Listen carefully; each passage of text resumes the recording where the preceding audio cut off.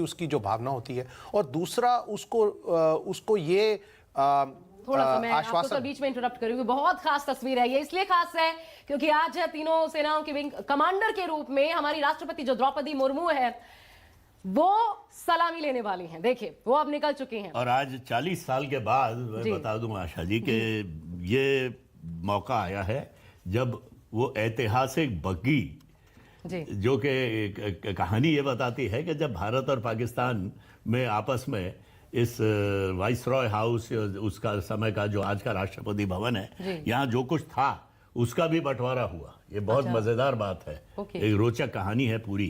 तो उसमें एक सिक्के की उछाल से बग्गी का फैसला भारत के पक्ष में आया। अरे वाह। और फिर हमारे राष्ट्रपति परंपरागत रूप से डॉक्टर राजेंद्र प्रसाद तो पहली बार कार में आए थे, लेकिन बाद में ये परंपरा शुरू हुई और कई साल तक वो बग्गी में आते रहे। फिर जब सेफ्टी और सिक्योरिटी की बात आई, जिस समय राष्ट्रपति की रक्षा में जोर आया, खतरा आया, तो फिर बग्गी की जगह पे एक गाड़ी, बुलेट प्रूफ गाड़ी का इंतजाम किया गया। पर आज 40 साल बाद वो बग्गी दिखाई देगी यहाँ पर, जिसमें राष्ट्रपति द्रौपदी मुर्मू अपने बाहर से आए विदेशी मेहमान फ्रांस के राष्ट्रपति इमैनुअल मैक्रों को साथ लेकर सलामी मंच की तरफ जाएंगी। तो ये राष्ट्रपति बदलाव नहीं हो रहा, परंपराओं का भी ख्याल रखा जा रहा है। परंपराओं का भी ख्याल है।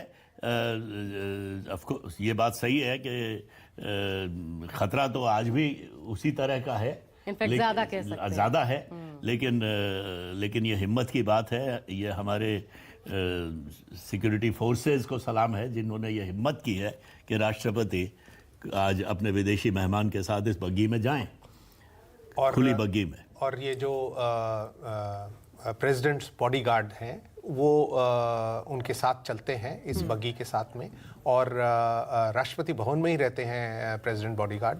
और उन्होंने जो उनकी सिक्योरिटी है उसको अब इतना सक्षम बना लिया है कि अब लगता है कि राष्ट्रपति जी जो हैं वो बग्गी में जा सकती हैं, फासला ज़्यादा नहीं है। और मेरे हिसाब से पहले हमें ये डर था कि दूर से कोई उन पे वार ना कर दे, तो इसीलिए बुलेट प्रूफ ग्लास की ज़रूरत थी। पर मेरे ख्याल से अब जो पूरा एरिया है काफ़ी सैनिटाइज कर दिया गया है, तो वो खुले में भी आप देखेंगे। जैसे कल शाम को रोड शो हुआ था प्रधानमंत्री और इमैनुअल मैक्रों के साथ। ये बड़ी दिलचस्प चीज आपने कही सर, ये इस पे जरा ये भी बताइए कि ऐसा इतिहास रहा है क्या? ये हम रोड शो कर रहे हैं, ये भी कुछ नया है देखने को मिल रहा है क्या? और ये कैसा है, मतलब एक देश के संदर्भ में पूछा जाए तो ये जो एक नई शुरुआत इसे आप कहें, इसको कैसे लिया जाए, कैसे समझें? देखिए, मैं तो ये कहूँगा कि ये रोड शो इसलिए हुआ क्योंकि मेरे ख्याल से इंडिया और फ्रांस के बीच में एक बहुत ही महत्वपूर्ण डिफेंस रिलेशनशिप है। जो स्ट्रेटेजिक रिलेशनशिप फ्रांस के साथ है वो सबसे अलग बैठती है मेरे हिसाब से जितने भी वेस्टर्न देश हैं। और इंडिया का जो हमेशा फ्रांस ने हमारा साथ दिया है, और हमेशा जो भी चीज़ हमने उनसे मांगी है उन्होंने दिया है, और हमने भी उनका साथ दिया है।